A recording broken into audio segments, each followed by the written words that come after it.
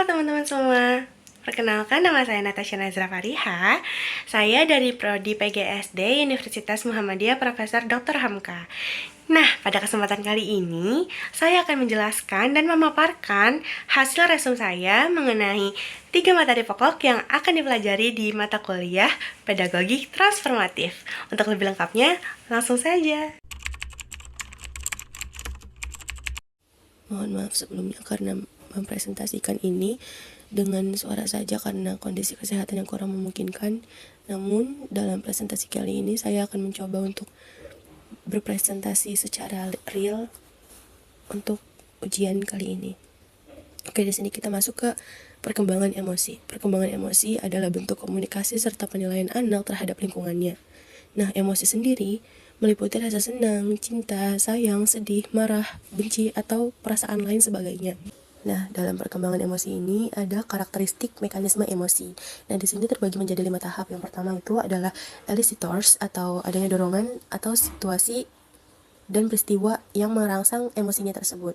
Nah, terus selanjutnya itu ada receptors atau aktivitas dari sistem syaraf. Yang ketiga itu ada state atau perubahan spesifik dalam aspek fisiologi. Nah, yang selanjutnya yaitu expression atau perubahan yang terjadi pada daerah-daerah yang diamati, misalnya wajah, tubuh, suara, atau tindakan. Nah, yang terakhir adalah experience. Nah, experience sendiri adalah persepsi atau interpretasi pada kondisi emosional.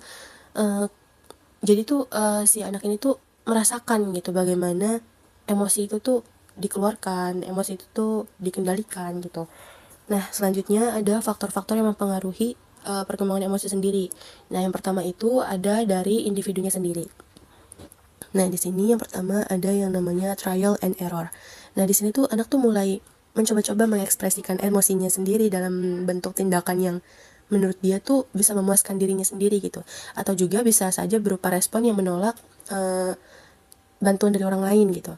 Nah, selanjutnya itu ada belajar dari cara meniru. Nah, jadi si anak ini tuh meniru lingkungan sekitarnya. Kayak misalnya ketika dia melihat ayahnya dengan ibunya harmonis gitu. Nah, anak pun akan mencontohkan seperti itu. Jadi, dia tuh merasakan emosi yang menyenangkan dalam diri dia. Nah, selanjutnya itu ada belajar dari mempersamakan diri. Nah, mirip sama yang meniru tadi. Nah, bedanya tuh di sini dia tuh lebih meniru orang yang dia kagumi. Misalnya dalam bentuk peranan orang tua. Orang tua kan pasti mencontohkan yang baik buat anaknya kan. Nah, jadi si anak itu meniru si orang tuanya itu. Maaf. Nah, selanjutnya yaitu adalah pengkondisian. Nah, di sini pengkondisiannya tuh maksudnya si anak nih udah mulai mengerti gitu. Emosi apa yang perlu dia tampakkan ketika di kondisinya seperti itu. Misalnya si anak merasa sedih namun saat itu suasananya sedang bergembira misalnya dalam pesta ulang tahun. Si anak tuh nggak mungkin dia nangis-nangis segala macamnya karena si anak tuh mengerti gitu. Tempat itu tuh tidak cocok untuk menangis gitu tempatnya. Nah, selanjutnya yaitu adalah pelatihan atau training. Nah, di sini training sendiri atau pelatihan itu kayak si anak nih udah mulai belajar ngontrol emosinya sendiri gitu. Bagaimana cara dia mengeluarkan emosinya, bagaimana cara dia untuk menenangkan diri ketika dia merasa emosi, seperti itu. Nah, selanjutnya itu ada konflik yang mempengaruhi masa perkembangan emosional pada anak. Nah, di sini si anak nih udah mulai sadar nih kalau kognitifnya itu semakin berkembang, terus imajinasinya juga lebih berkembang dibanding yang sebelumnya. Terus juga mereka tuh udah mulai paham gitu kalau wawasan sosialnya tuh udah bertambah gitu kan. Nah, terus di faktor terakhir yaitu faktor lingkungan. Nah, di sini tuh lingkungan keluarga, lingkungan tempat tinggal, lingkungan sekolah. Nah, semuanya itu mempengaruhi perkembangan emosi si anak gitu dalam pembentukan emosinya sendiri terutama. Selanjutnya kita memasuki perkembangan sosial. Nah, perkembangan sosial sendiri adalah mempersiapkan anak untuk berbaur, memudahkan mereka berkomunikasi serta bekerja sama dalam lingkup masyarakat. Nah, di sini perkembangan sosial sendiri dibagi menjadi 8 fase. Yang pertama yaitu trust versus mistrust. Nah, di sini tuh anak udah mulai mempercayai orang lain gitu.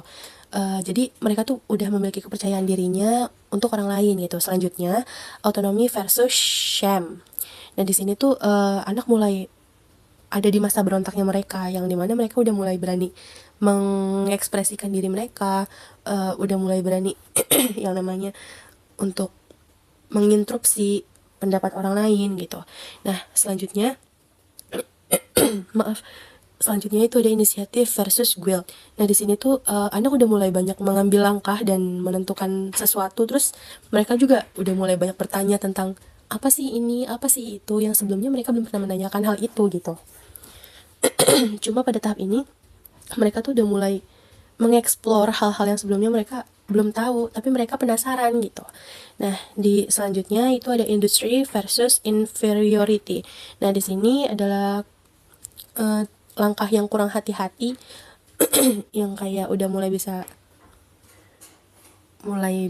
menentukan sesuatu gitu. Misalnya mereka udah mulai suka nih ngerjain tugas-tugas sekolah, udah bisa motivasi diri buat belajar, tapi tuh mereka tetap butuh bimbingan gitu karena mereka tuh benar-benar butuh yang namanya perhatian di tahap ini. Nah, selanjutnya yaitu ada ego identity versus role on fusion. Nah, di sini tuh si anak mulai kayak mengeksplor dirinya gitu karena mereka mau cari identitas dirinya mereka gitu. Bagaimana lifestyle yang nyambung ke mereka, bagaimana cara mereka untuk mengatur sesuatu gitu. Jadi di sini adalah fase-fase mereka mencari identitas dirinya sendiri. Nah, selanjutnya itu ada intimacy versus isolation. Nah, di sini tuh anaknya udah beranjak menjadi dewasa, yang dimana hal itu mereka udah mulai berani nih ngebangun hubungan yang serius dengan manusia lain, misalnya dalam hubungan menikah. Nah, terus di sini selanjutnya itu ada generation versus stagnation. Nah, di sini tuh udah mulai muncul kepedulian terhadap sesama. Jadi kepedulian ini tuh udah nggak disaling-saling lagi. Jadi udah ke semua orang tuh tetap tulus gitu, tetap rendah hati segala macamnya gitu.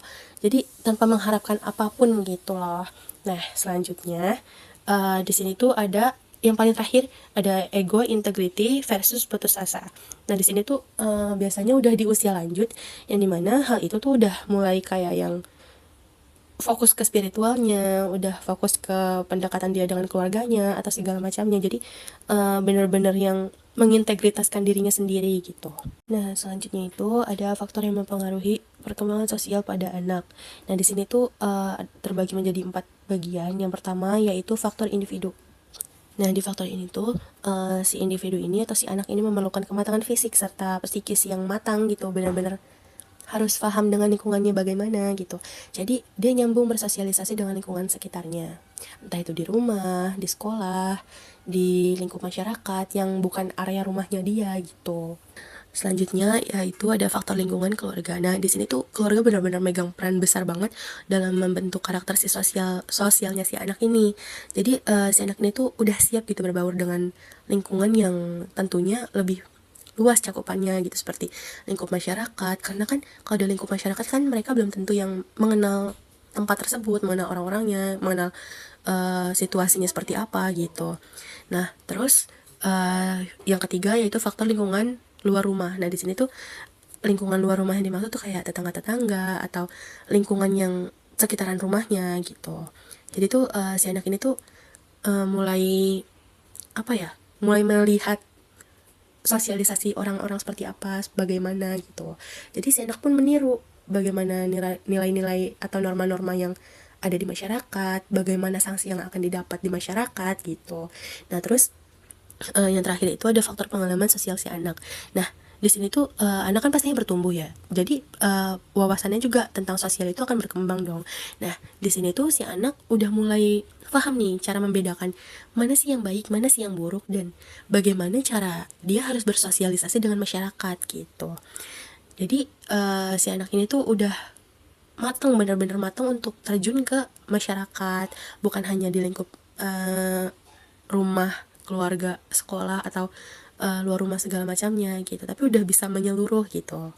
Nah, selanjutnya ada perkembangan spiritual. Nah, perkembangan spiritual tuh semacam dorongan atau keyakinan serta semangat yang dimiliki individu.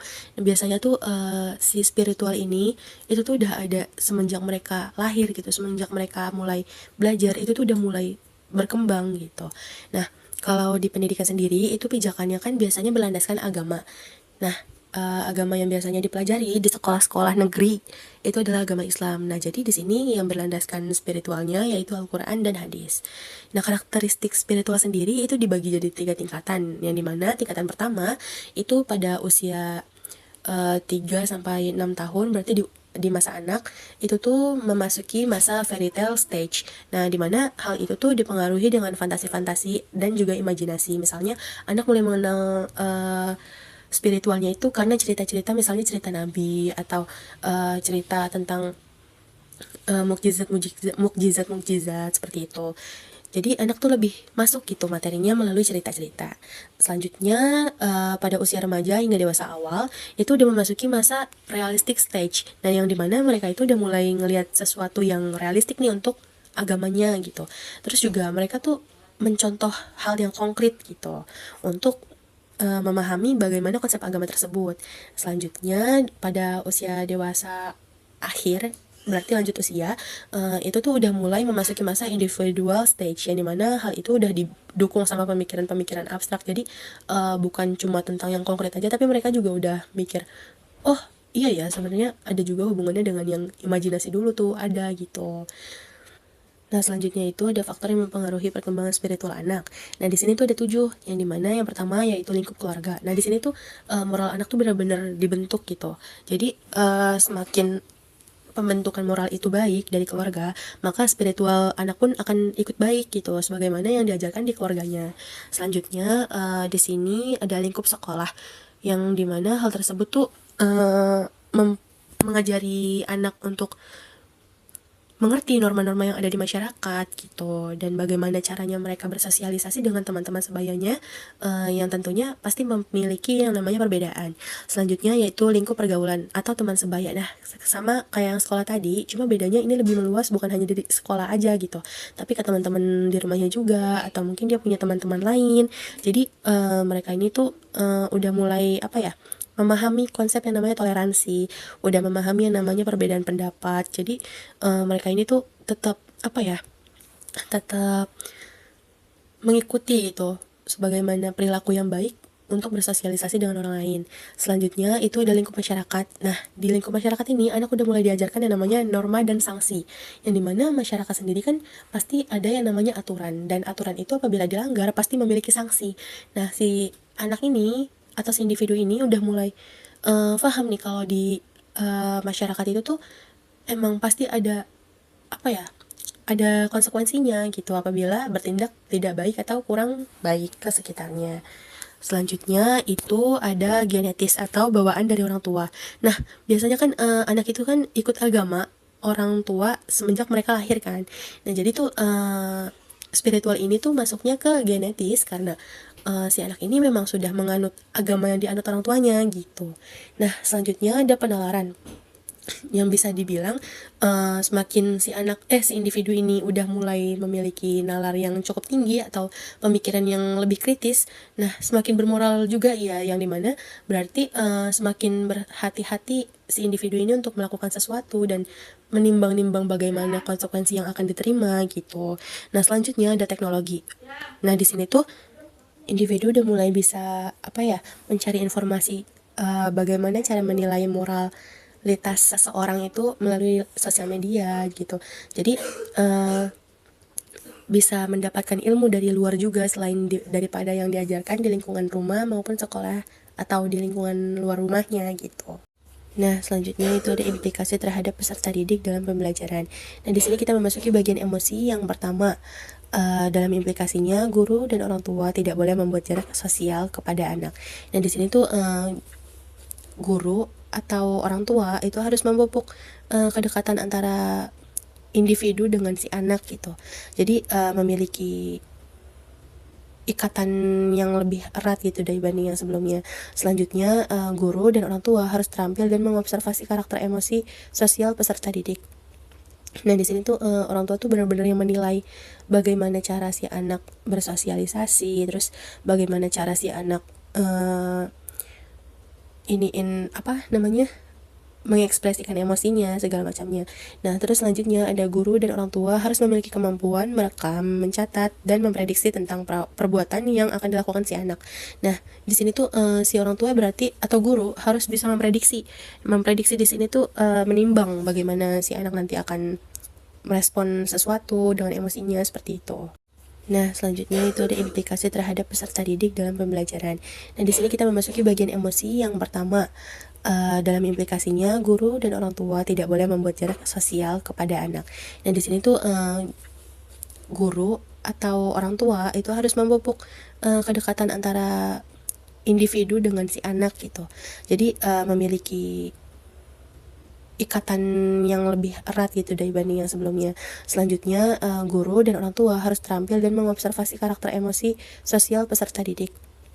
Nah di sini tuh orang tua tuh benar-benar yang menilai bagaimana cara si anak bersosialisasi, terus bagaimana cara si anak mengekspresikan emosinya segala macamnya. Nah, terus selanjutnya ada guru dan orang tua harus memiliki kemampuan merekam, mencatat, dan memprediksi tentang perbuatan yang akan dilakukan si anak. Nah, di sini tuh si orang tua berarti atau guru harus bisa memprediksi. Memprediksi di sini tuh menimbang bagaimana si anak nanti akan merespon sesuatu dengan emosinya seperti itu. Selanjutnya di sini ada implikasi terhadap peserta didik di aspek sosial. Di sini tuh yang pertama ada mengajarkan keterampilan sosial dan problem solving. Nah, di mana si guru akan mengajarkan bagaimana caranya bersosialisasi, bagaimana caranya bekerja sama, lalu bagaimana caranya untuk merespon sesuatu dengan baik. Nah, lalu mereka akan diajarkan yang namanya pemecahan masalah. Jadi ketika si anak dihadapkan dengan permasalahan sehari-hari yang dekat dengan mereka gitu, mereka udah mulai paham bagaimana cara harus menyelesaikannya seperti apa gitu. Nah selanjutnya yaitu adalah strategi pembelajaran kooperatif. Dan di sini pembelajaran kooperatif sendiri tuh membuat suasana kelas yang menyenangkan gitu. Jadi tingkah laku agresif itu menurun. Jadi tetap kondusif kelasnya. Nah selanjutnya yaitu memberi label atas perilaku baik. Nah di sini tuh si anak ini tuh kan karena mencontoh ya, jadi si anak tuh paham, oh iya ya kalau ini kan kelakuannya baik, jadi ini harus boleh diikutin gitu. Kalau misalnya perilakunya buruk, berarti hal itu tidak boleh diikuti gitu. Jadi si anak ini memiliki kesadaran untuk bersosialnya tuh meningkat gitu. Selanjutnya yaitu mengingatkan peserta didik akan dampak yang akan mungkin terjadi. Jadi si anak ini tuh diingatkan gitu oleh gurunya kalau misalnya melakukan sesuatu itu ada konsekuensinya loh, apakah kamu bisa menanggung konsekuensi tersebut gitu kan. Itu termasuk yang mengingatkan hal yang akan terjadinya nanti gitu. Selanjutnya itu ada program mediasi teman sebaya. Nah di sini teman sebaya sendiri itu tuh seperti yang mengobservasi satu sama lain. Jadi bagaimana sikap yang disukai, bagaimana sikap yang tidak sukai, dan bagaimana caranya untuk mendekatkan diri satu sama lain seperti itu. Oke, selanjutnya kita memasuki karakter generasi Z dan generasi Alpha serta implikasinya dalam belajar. Nah, kita harus tahu dulu dong generasi Z itu apa dan generasi Alpha itu apa. Oke, di sini generasi Z adalah generasi kelahiran dari tahun 1965 sampai 2010. Sedangkan generasi Alpha adalah generasi kelahiran dari tahun 2011 sampai tahun 2024. Nah, generasi Z sendiri itu memiliki mobilitas yang tinggi karena penggunaan komputer, media internet, media digital itu sangat tinggi. Nah, karakteristik keduanya itu adalah akrab dengan gawai, multitasking, banyak berkomunikasi melalui sosial media, berpikiran terbuka, senang dalam hal yang praktis dan juga kritis. Nah, guru nih cenderung menyesuaikan diri gitu pembelajarannya dengan peserta didik. Jadi guru tuh bukan cuma yang berpatok dengan materi saja, tapi guru juga menyesuaikan media dan metode belajar yang sesuai dengan gennya mereka gitu. Misalnya dengan penggunaan aplikasi atau segala macamnya. Apalagi kan sekarang itu udah banyak yang namanya platform online yang bisa dipakai untuk pendidikan ya. Jadi semakin memudahkan guru untuk mengajar di dalam kelas. Nah, di sini tuh kedua gen tersebut tuh udah punya ciri khas sendiri nih. Jadi mereka tuh cenderung menggunakan transaksi secara online, terus menyelesaikan pekerjaan rumah itu dibantu dengan internet. Nah, tapi selain manfaat-manfaat tadi, internet juga sebenarnya ada dampak buruknya gitu. Karena masih banyak konten-konten yang kurang pantas gitu untuk ditonton atau dilihat. Jadi perlu diolah-olah lagi, perlu diolah pilah. Jadi nggak semua konten yang terdapat di media sosial itu bisa dikonsumsi secara cuma-cuma seperti itu. Nah, untuk strategi pembelajarannya itu harus disesuaikan dengan karakter peserta didiknya sehingga terciptalah yang namanya lingkungan belajar yang kondusif, efektif, dan juga memberikan bermakna, nilai bermakna gitu dalam pembelajarannya. Nah, di sini tuh ada strategi belajar yang bisa digunakan gitu untuk pembelajaran untuk kedua gen tersebut. Yang pertama yaitu pengembangan HOTS atau High Order Thinking Skills. Nah, di situ tuh benar-benar yang mendorong siswa untuk berpikir lebih kritis, lebih terbuka, lebih banyak sumber gitu. Pokoknya dengan problem-problem yang mereka alami gitu, terutama yang berbasis IT. Nah, selanjutnya yaitu memberikan kebebasan berekspresi. Jadi selama proses pembelajaran itu bukan cuma tentang apa namanya transfer ilmu aja gitu, tapi juga tentang yang namanya menanamkan rasa suka kepada pembelajaran tersebut gitu. Jadi metode dan media ajarnya itu dikemas sebagaimana yang mereka sukai gitu. Jadi mereka tuh boleh yang namanya komplain atau mereka boleh yang namanya review gitu. Selanjutnya itu ada mengembangkan karakter. Nah, di sini tuh bertujuan agar generasi keduanya itu cerdas secara digital, terus punya akhlak yang baik juga gitu. Nah, kalau menurut Ki Hajar Dewantara itu ada yang namanya Among Method. Jadi benar-benar yang kayak mendekatkan diri kepada Tuhan gitu. Jadi segala sesuatunya itu tuh baik gitu untuk diri sendiri maupun lingkungan sekitarnya. Nah, peserta didik juga dibolehin nih ngasih gagasan sama ide-ide yang mereka punya di kelas. Jadi mereka tuh benar-benar karakternya tuh nggak yang digerus gitu. Selanjutnya itu ada mengembangkan minat dan bakat siswa. Nah, di sini tuh pembelajaran harus disiapkan dengan peserta didik minatnya gitu. Jadi kayak misalnya satu kelas itu kan pastinya banyak kan muridnya. Jadi setiap harinya guru akan mengganti bagaimana cara untuk menyampaikan materi-materi di dalam kelas. Selanjutnya dan yang paling terakhir yaitu menggunakan media digital. Nah, guru ini bisa menggunakan aplikasi, komputer, internet untuk mengembangkan pembelajaran. Jadi tuh pembelajaran itu tuh berlangsungnya tuh menyenangkan gitu. Jadi bukan yang tentang nulis-nulis aja kan. Anak-anak itu kan paling suka yang namanya bergambar, media yang bergambar atau video, bernyanyi. Jadi tuh bener-bener yang namanya pada pada strategi belajar ini tuh benar-benar yang dibimbing banget gitu dan difasilitasi banget gitu. Nah, kita memasuki topik teori yang terakhir yaitu teori belajar humanistik, konstruktivistik, dan teori belajar sosial serta penerapannya dalam kegiatan belajar. Nah, pertama yaitu teori belajar humanistik. Nah, di sini tuh merupakan reaksi dari aliran behaviorisme. Nah, teori ini tuh berusaha dan berupaya untuk memahami perilaku belajar dari sudut pandang pelakunya, bukan dari sudut pandang pengamat. Jadi ini tuh kayak lebih mengacu kepada siswanya gitu, bagaimana caranya perilaku mereka belajar gitu.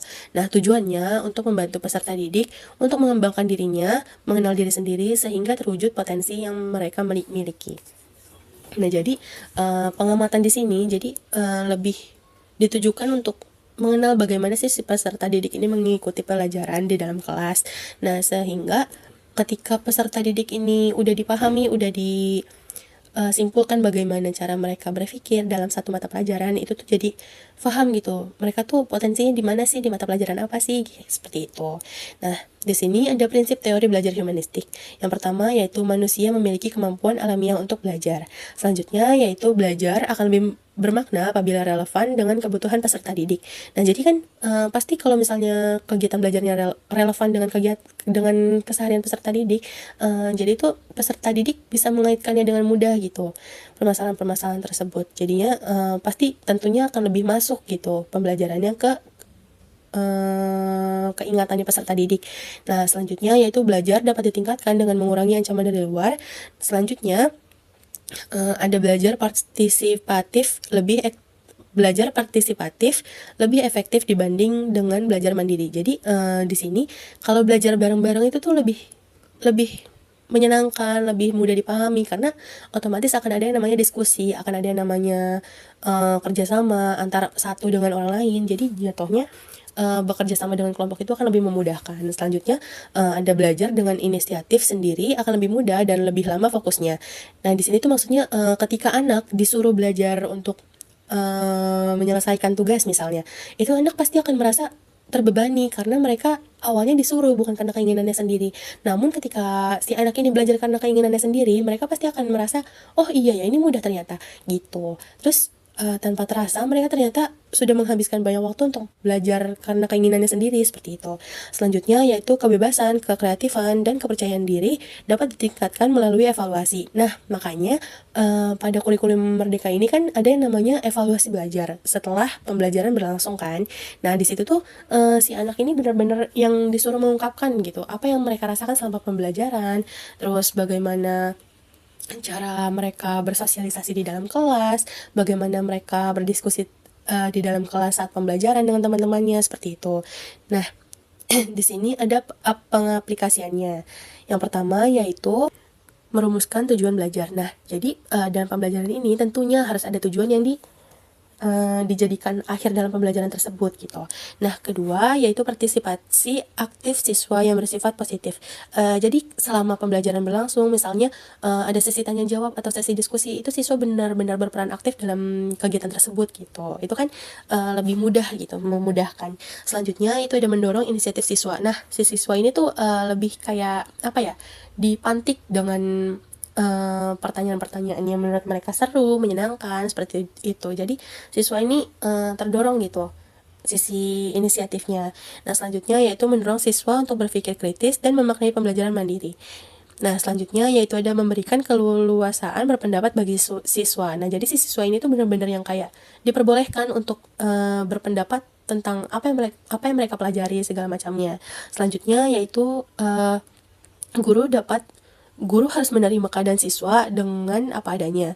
Nah, selanjutnya mohon maaf, itu tuh berarti tandanya si guru itu tuh menerima kalau misalnya siswanya ada yang belum benar-benar paham dengan materi yang diajarkan. Jadi si guru itu tuh perlu mengulas yang namanya si anak tersebut gitu, bagaimana caranya agar si anak tersebut memahami materi tersebut, seperti itu.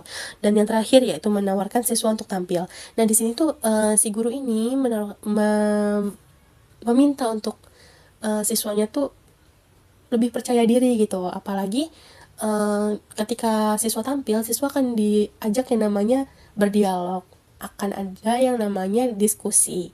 Jadi si siswa ini tuh benar-benar yang diajak banget gitu, bukan yang hanya sekedar pasif di kelas, seperti itu.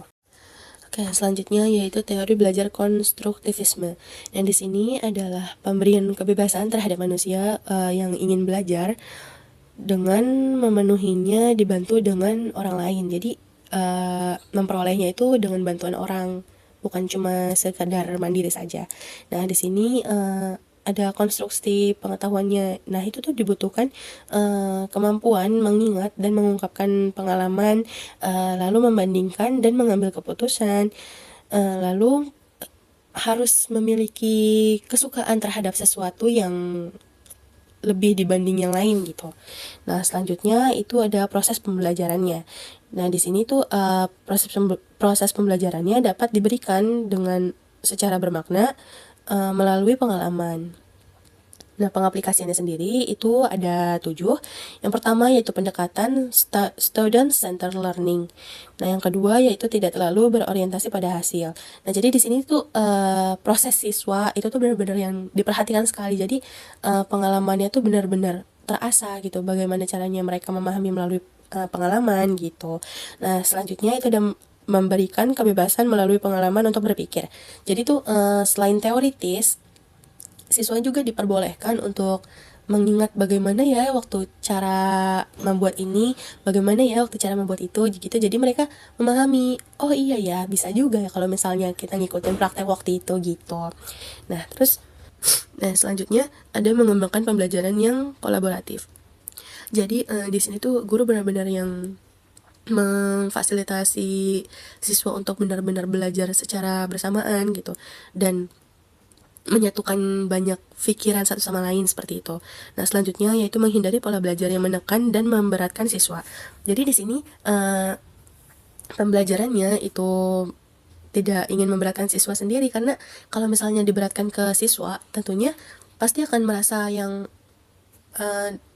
kelelahan seperti itu semacamnya. Selanjutnya, guru mampu memberikan informasi ini kepada siswa, kepada peserta didik. Jadi dalam pembelajaran tentunya pasti ada yang namanya kayak memancing gitu kan. Terus pasti juga ada yang setelah memancing itu pasti ada yang namanya memberikan informasi tentang yang dibahas tadi. Jadi si guru ini tuh harus punya wawasan yang lebih dibandingkan siswa-siswanya pada hari itu, misalnya pada pembelajaran itu. Nah, yang terakhir yaitu memfasilitasi siswa dengan sumber ajar yang tidak terbatas.